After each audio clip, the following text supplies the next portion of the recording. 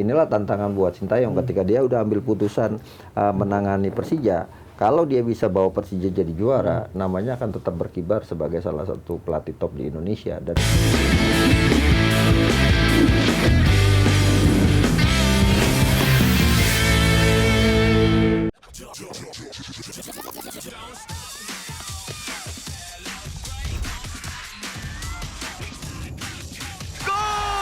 untuk perayaan yang never stop, segerin dengan Hydro Coco. Don't stop the celebration.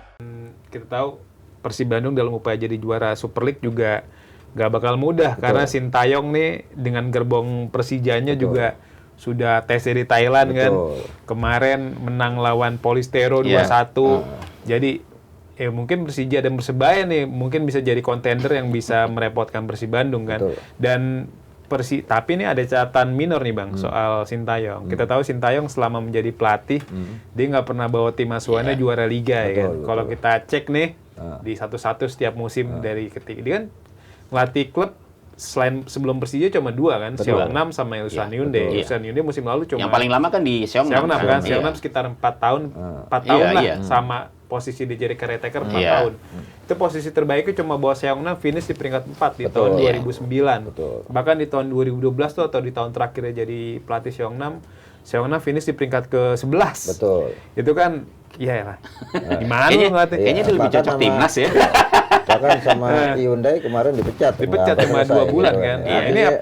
Ini apakah tanda-tanda memang Sintayong nggak punya pengalaman untuk mimpin tim di nggak punya hoki nggak punya hoki untuk mimpin tim di di kompetisi yang panjang lah bisa dibilang gimana? Iya, artinya kan ini kan setiap orang kan ya tadi saya bilang punya hokinya masing-masing gitu kan. Nah Sintayong kemarin kan tidak punya keberuntungan bagus ketika melatih klub, tapi ketika di timnas ada kejutan-kejutan yang diberikan walaupun juga tidak memberikan trofi juga gitu kan. Artinya ini bersama Persija kan beberapa kali saya bilang ini tantangan buat Sintayong ya. Menangani tim sebesar Persija. Tantangannya adalah dia namanya kan lagi masih sangat tingginya nih, apalagi setelah John Hatman kemarin tampil bapuk di Piala AFF gitu kan. Sudah nama Sintayong sudah disebut-sebut lagi gitu. Artinya nanti mulai September ketika liga bermulai, itulah yang kemudian menjadi tantangan berat Sintayong, khususnya 5 pertandingan awal buat Sintayong bersama Persija. Kalau dia mampu memberikan performa seperti kemarin di Piala Presiden walaupun dengan materi pemain yang terbatas gitu kan. Walaupun akhirnya juga kalah dari Persib 1-2, tapi sebenarnya dia bisa melawan Persib Bandung ketika pertandingan itu dengan materi pemain yang sangat terbatas. Plus kalau kita lihat bahkan di babak perebutan tempat ketiga kan Persib menang 3-1 gitu kan lawan Arema. Artinya Persija ini tim yang ya ambisinya sangat besar gitu kan, sangat besar untuk jadi juara. Jadi apapun yang dibutuhkan Sintayong itu pasti diberikan oleh Persija. Termasuk kan isu-isu belakangan sebelumnya bahkan si Rizky Ridho sempat mau diambil Denders kan, tapi nggak ditahan sama Sintayong karena Sintayong butuh sosok Rizky Ridho untuk jadi pemimpin di lini belakang Persija. Bahkan santer-santer belakangan sebelum mengalami cedera, Marcelino bukan mustahil bergabung dengan Persija karena kan Prapanca menyebut akan ada 3 pemain lagi yang akan masuk ke Persija. Persija masih akan menambah amunisi. Artinya sekarang ini Persija punya ambisi besar untuk bisa menggagalkan Persib untuk kuadrik juara gitu kan. Karena buat Persija Persib bukan cuma sebatas rival di ini, juga merupakan pesaing yang harus dikalahkan nantinya. Dan itulah yang kemudian menjadi tantangan buat Sintayong. Kalau 5 pertandingan awal dia bisa tampil menunjukkan performa terbaiknya Persija, maka peluang juaranya sangat terbuka. Tapi kalau kemudian merunut lagi kepada sejarah Sintayong tidak punya hoki bagus di kompetisi atau di di megang klub, ya bisa jadi itu juga kebawa di Persija gitu. Tapi kan kita tidak tahu apa yang akan terjadi ke depan. Jadi menurut saya inilah tantangan buat Sintayong ketika dia udah ambil putusan menangani Persija. Kalau dia bisa bawa Persija jadi juara, namanya akan tetap berkibar sebagai salah satu pelatih top di Indonesia, dan bahkan pasti disebut-sebut akan bring back Sintayong gitu kan, bring back Sintayong ke tim nasional Indonesia lagi. Nggak ada habisnya. Pasti nggak ada habisnya. Tapi kalau kemudian gagal, ya bisa jadi nama besarnya akan sedikit turun, redup. Nah, kemarin sempat redup ketika John Hetman hampir luar biasa kan sebelum tampil buruk di Piala AFF. Setelah buruk di Piala AFF, Sintayong naik lagi. Apalagi kebetulan dia juga penampilannya sangat konsisten di Persija dengan gaya-gayanya. Dan yang kedua, keuntungan mereka Sintayong buat Persija ada untungnya karena banyak sponsor Korea yang masuk kan dalam itu kan. Nah, ini kan artinya bisnis sepak bola. Perlu juga memang dipikirkan hal yang semacam itu, bagaimana merekrut pelatih tapi bisa mendatangkan sponsor, dan itu yang terjadi. Nah, sekarang tinggal bagaimana Sintayong nih selama di Thailand, saya lihat kan latihan fisik sangat luar biasa kan. Nah, tinggal bagaimana performanya nanti di laga perdananya Persija kan.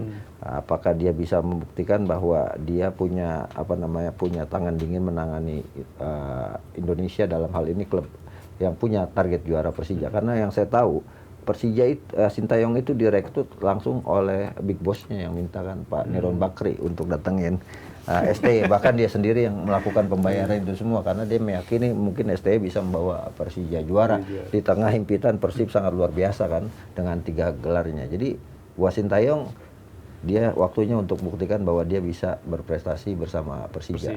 Untuk ulang tahun 500 tahun Jakarta kan. Lagi kan beberapa kali bahkan mau ke Thailand aja pakai dilepas sama gubernur kan. Artinya dukungan pemerintah ada, dukungan keuangan ada, dukungan The Jackmania ada. Ya tinggal dibuktikan apakah dia bisa kemudian merebut gelarnya Persib Bandung untuk kemudian kembali menjadi salah satu tim yang bisa dibilang tim yang punya nama besar, bukan cuma sekedar nama besar tapi juga bisa angkat trofi.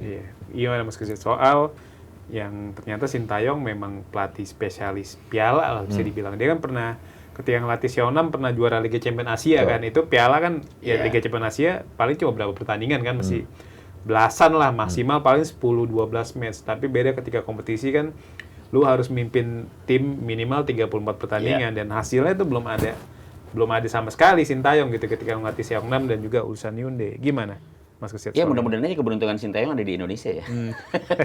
Iya memang kalau lihat dari perjalanan dia, karirnya dia melatih di klub-klub di Korea itu memang nggak terlalu mentereng lah ya. Tapi ketika dia ada di tim nasional di Korea Selatan, dia sempat membuat kejutan ya di 2018 waktu lawan Jerman ya. Kemudian di Indonesia ya walaupun akhirnya harus berakhir dengan tragis quote and quote gitu kan, tapi dia sudah membawa Indonesia timnasnya ke level yang ya boleh dibilang lebih bagus daripada pelatih-pelatih sebelumnya gitu ya. Ya barangkali hokinya ada di Indonesia. Tapi yang jelas ini tantangan sih ya buat Persija bersama Sintayong. Makanya nggak heran kalau dia kemudian coba mengambil anak-anak asuhnya yang pernah di tim nasional ya, Pratama Arhan, kemudian mencoba untuk menarik Marcelino. Di Persija oke lah sudah ada Rizky Ridho, ya, ada Witan, ada Rehan Hanan yang juga pernah dia pegang di U23 ya. Jadi dengan materi pemain yang ada di Persija pada saat ini saya kira Sintayong sudah tahu banyak lah ya bagaimana kemudian dia harus membentuk tim ini supaya menjadi kuat. Dan juga atmosfer sepak bola di Indonesia dia juga sudah rasakan gitu ya. Tinggal apakah kemudian polesan tangan dinginnya Sintayong ini bisa nggak sih mengangkat performa Persija? Karena bebannya lumayan berat loh. Harus juara loh. Ya oke, klub sekelas Persija memang setiap kompetisi pasti harus juara ya. Tapi sekarang ini Persija punya ambisi untuk meraih juara untuk melengkapi ya hari jadi Jakarta yang ke 500 tahun. Dan itu kan sudah di-announce oleh gubernur ya Pak Pramono Anung bahwa Persija harus bisa memberikan kado untuk Jakarta. Berupa apa? Juara Super League. Tapi kan ini juga nggak gampang gitu ya. Ini ada Persib nih. Ada Persib yang juga diam-diam pengen kuatrik gitu kan. Kalau di Malaysia ada JDT bisa juara-juara terus, kenapa gua nggak bisa kan mungkin begitu ya. Jadi ini tantangannya yang menurut saya lumayan berat untuk Persija Jakarta. Ada Persebaya yang juga punya ambisi yang sama, iya kan. Mereka juga ingin melengkapi gelar juara untuk merayakan hari jadi yang ke-100 tahun Persebaya Surabaya. Apalagi mereka sudah lama sekali nggak pernah juara ya, terakhir 2004 ya. Tapi sialnya kalau Persebaya. juara presiden kagak bisa juara. Katanya gitu kan. Jadi dia 2008. Ya mudah-mudahan itu gitu. Makanya kemarin Sintayong nggak mau juara Piala Presiden. Tapi menarik loh, menarik. Tadinya saya pikir nih ya, sebelum Persija menunjuk Sintayong, saya pikir Souza akan tetap dipertahankan gitu. Karena kalau ngelihat performa Souza sebenarnya oke loh, dia baru pertama melatih di Persija tapi bisa membawa Persija di peringkat ketiga itu peringkat 7 kan. iya, itu sebenarnya oke gitu. Sayang kenapa Persija nggak sabar gitu kan. Ya tapi sudahlah, dia sekarang Tapi kan dulu juga Persija juga punya Thomas Doll yang awal-awal bagus tapi Iya. dipecat juga pada akhirnya. makanya. Itu tantangan artinya menurut saya ya Sintayong nih kalau nggak bisa kemudian konsisten tampil. Iya, bisa juga. Akan didorong juga sama supporter. Supporter kan Bisa. hanya cuma punya satu, gue pengen juara. Juara, gitu. ya, benar.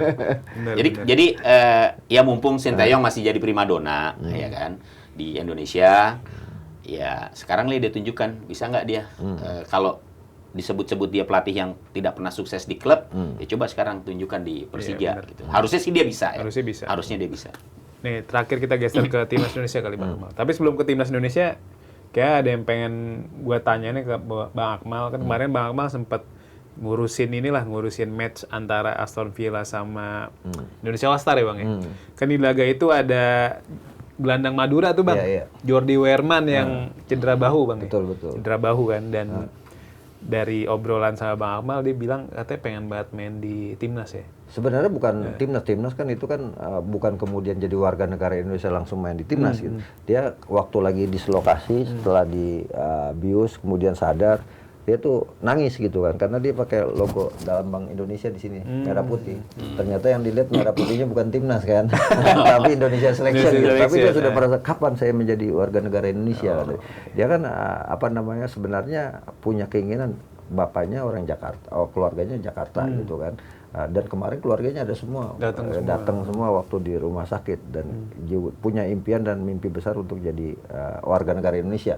Kalau untuk tim nasional ya nanti tinggal lihat performanya apakah dia layak untuk masuk tim nasional atau tidak. Dan harusnya yang semacam ini juga harus diberikan kesempatan gitu. Ada orang keturunan diaspora dia pengen jadi warga negara Indonesia gitu kan, harusnya juga diberikan hak yang sama dengan yang lain yang lewat jalur khusus misalnya dia bisa, dan itu harusnya bisa juga diberikan. Apalagi kemarin kan di sidang MPR Pak Prabowo bilang kan berikan ruang untuk orang-orang diaspora untuk kembali ke negaranya gitu. Artinya ini Itu juga paspor ganda terbatas Bang. betul. Iya, itu Tapi juga. kan sebenarnya kalau itu kan paspor ganda terbatas. Kalau ini kan dia emang kalau menginginkan dia jadi mah warga negara Indonesia dan punya darah Indonesia gitu. Ya harusnya lebih gampang. Lebih gampang harusnya. Nah, ini yang kemudian yang menurut saya nih ini agak unik memang di Indonesia. Kadang-kadang ada juga yang udah 10 tahun udah jadi warga negara, udah menikah dengan orang Indonesia, ada yang 20 tahun belum bisa juga jadi warga negara Indonesia, biayanya Yang udah besar ngasih banget gelar ya. juara Iya. aja masih susah. Betul, betul. Di bulu tangkis ya kan? Pidato Pak Presiden kemarin itu kan eksesnya banyak gitu kan. Bagaimana dengan orang yang mau jadi warga negara Indonesia? Bagaimana orang yang pengen keluar dari warga negara Indonesia itu juga penting kan.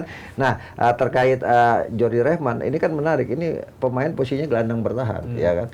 Yang sekarang kita tuh kekurangan gelandang bertahan. Kayak kemarin kan Tom He mau bekerja sama sama Ivar Jenner. Ivar Jenner sangat emosional banget. benar. Ketika Ivar Jenner tidak dalam performa terbaik, maka goyah tuh lini tengah Indonesia. Pak Klok juga kemarin main juga tidak udah turun. Artinya ada Jordi Rehman yang sebenarnya ketika pertama kali dia putuskan main di Madura, ketika itu dia berharap udah bisa jadi warga negara Indonesia seperti teman-temannya lain yang dari Belanda yang punya keturunan Indonesia juga. Bahkan keluarganya bilang kalau bisa dibantu dipercepat, bahkan sudah nulis ke Pak Erick Thohir tuh kan manajemen Madura United untuk dibantu dia bisa jadi warga negara Indonesia. Lepas dia apa bisa main di timnas atau tidak, Urusan belakangan yang penting penting WNI-nya dulu. dia jadi warga negara Indonesia dulu. Bahkan kemarin kan sudah diisukan Jordi Rehman itu calon penggantinya Maklok Di Persib. karena Maklok kan sudah usia gitu kan. Nah, Jordi Rehman sempat mau direkrut, bahkan sempat sudah mau 80% lah jadi sama Persib gitu kan, tapi kemudian batal karena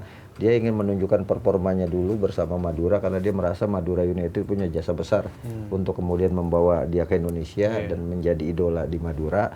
Ya bukan mustahil nanti setelah Maklok makin menurun bisa jadi Dia niatan ke Persib. Persib dieksekusi lagi itu kan karena Apalagi kalau udah jadi warga negara Indonesia. Kalau kita lihat sekarang kan Persib gitu kan. Ragnar Oratmangun, Sandy Tom Walsh. Hay, Sandy Walsh, Eliano Reder, terusnya Tim Dion Keeper, Marks. Dion Marks gitu kan.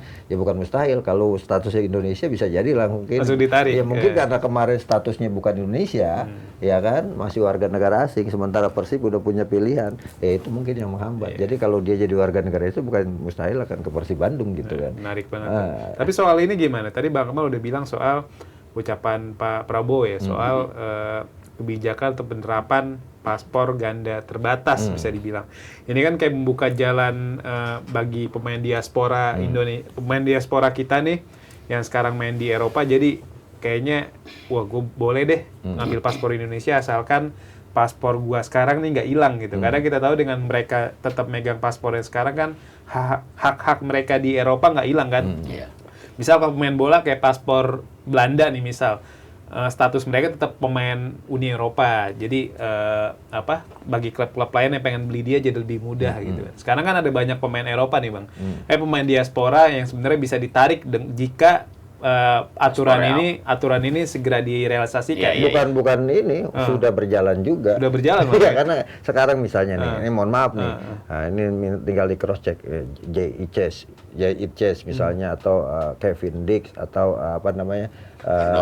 Hebi Perdong. Itu paspornya ganda Bang. Ya pasti karena kalau enggak dia akan kena pajak besar dong.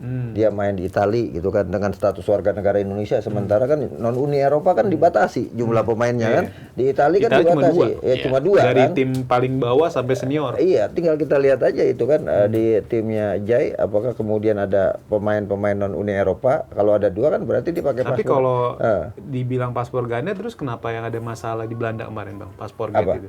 Ya kan karena Belanda kan juga punya kebijakan soal kewarganegaraan. Di Belanda kan gini, dia warga negara Belanda. Ketika dia 6 tahun misalnya berjalan, dia harus melapor bahwa dia masih tetap warga negara Belanda gitu kan. Kalau enggak maka kewarganegaraan Belandanya akan dicopot. Satu. Yang kedua terkait pajak dong.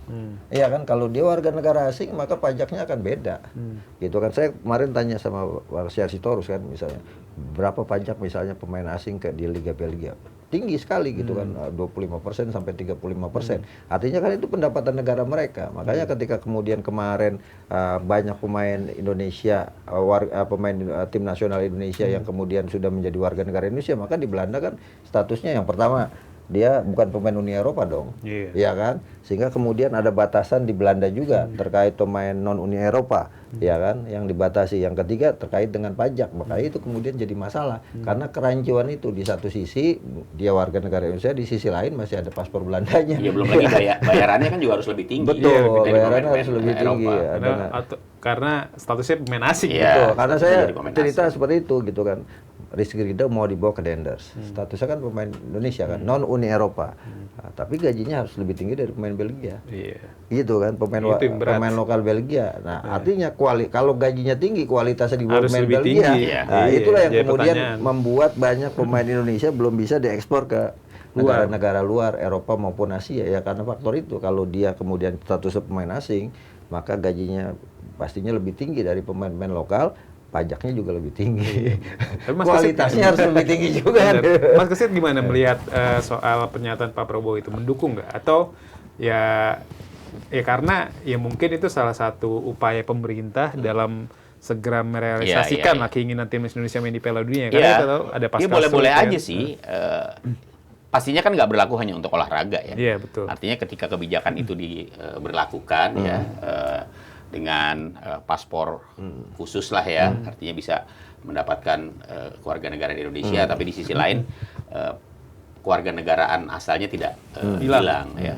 Ya saya kira itu bagus ya untuk kalau di dunia olahraga di bola ya setidaknya itu bisa memberikan peluang lagi bagi pemain-pemain diaspora yang ada di yang bertebaran lah dimanapun itu bisa mendapatkan kesempatan untuk bermain menjadi pemain nasional Indonesia kan gitu. Tapi kan juga harus dilihat dulu apakah negara asalnya itu membolehkan dua paspor atau enggak. Dua paspor atau enggak gitu. Kalau misalnya negara-negara yang mengizinkan paspor ganda ya mungkin nggak ada masalah. Tapi ketika Belanda juga kan paspor enggak duit kewarganegaraan kan. Tapi ketika ada negara yang tidak mengizinkan itu, ya pasti akan berpikir ulang gitu. Apakah dia lebih bertahan di negara asalnya walaupun dia punya keturunan Indonesia atau dia memilih Indonesia. Tinggal saya kira kalau untuk sepak bola tergantung kesempatan sih ya.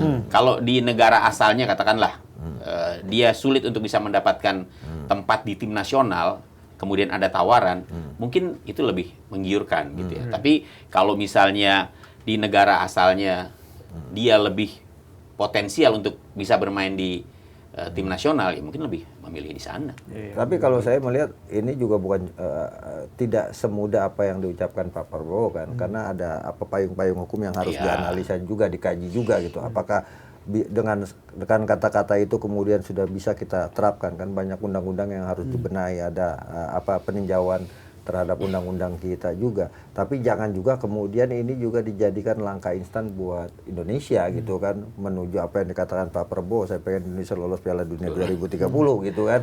Kemudian jalan instan yang diambil, karena sejauh ini kita juga harus jujur juga bahwa sekarang udah 50 loh. Yang dinaturalisasi, ada diaspora kita udah ada banyak 50 ya kan, termasuk tim nasional putri.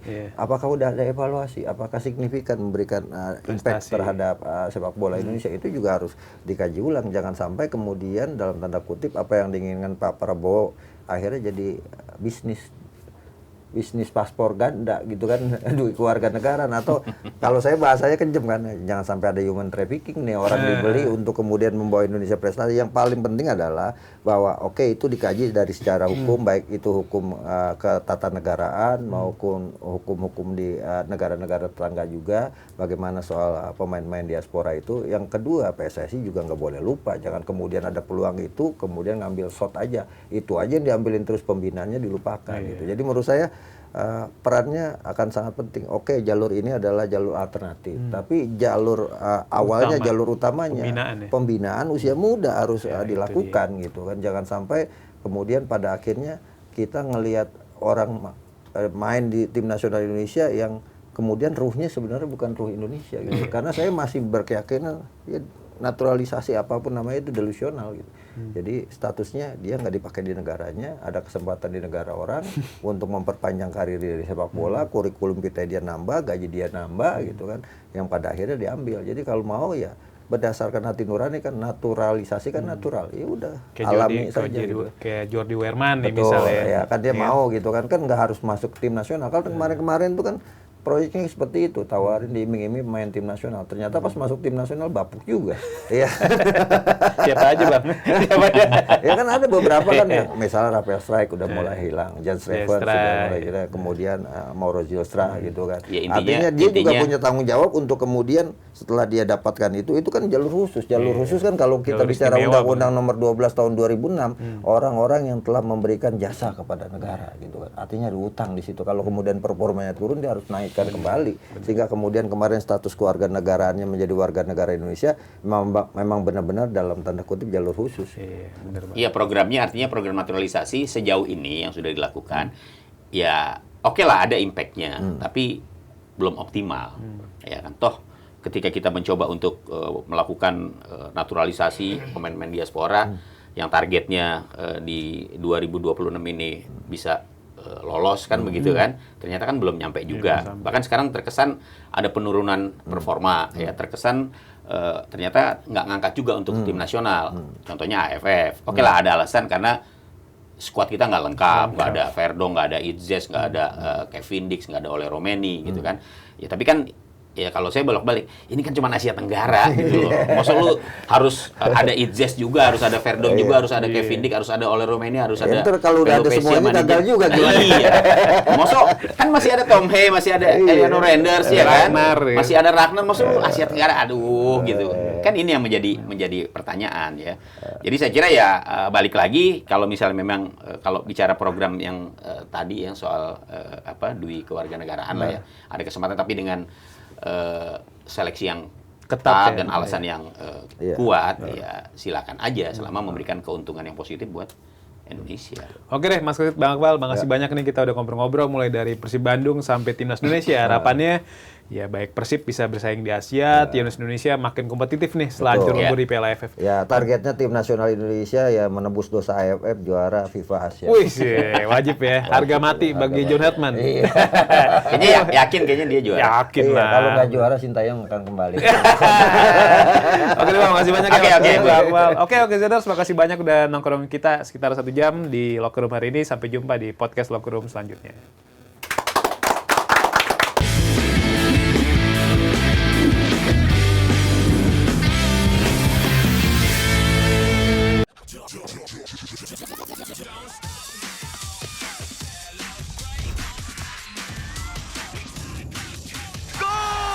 Untuk perayaan yang never stop, segerin dengan Hydro Coco. Don't stop the celebration.